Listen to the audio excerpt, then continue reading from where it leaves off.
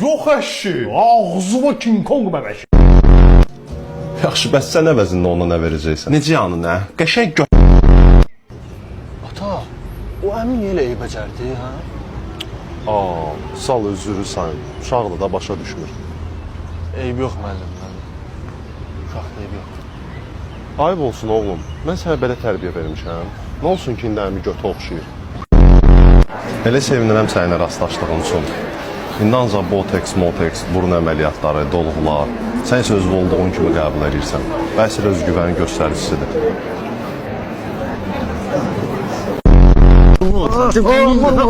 Ay qardaş, nə edirsən?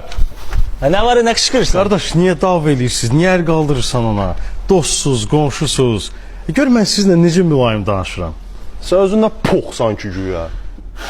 Bağışlayın. Düz deyir də. Qardaş, sən Allah özürü say. Bilmədim necə reaksiya verim. Çünki mənim nə əskərlikdə, nə məktəbdə tərəfimi saxlayan olmayıb. Amma sən bu elədin. Ona görə də çox sağ ol. Pox sən boyda olur. Hə, mən də buna deyirəm ki, bırax ayağımı. Tut, köməyinə qardaşım. Ama niyə yeməyəm mən? Görürsən, atın ayağımı işləyir. Bu şampal yoxdur. Heç nədə onun arvadı gezir. Ümumiyyətlə, bu evi kim təmir edib? Mən özümün bu əllərini... Çox möhtəşəm iş görmüsünüz. Bilinir ki, müasir və zövqlü adamsınız. Qayğıkeş empatiyası yüksək səviyyədə olan bir əməkdaşla yollarımı ayırmağa məcburiyyəti məni pərişan edir.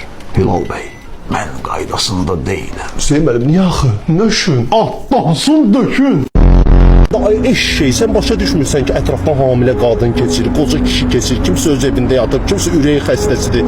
Sən də bu bayağı mahnılarla onları narahat edirsən. Ay baram. Düz deyirsən qardaş. Razıyam səndən. Necə belə tez razılaşdın? Bunları mənə belə izahlı başa salan olmayıb axı. Çox sağ ol. Xoş oldu. Ay ata, mən bayıra çıxıram.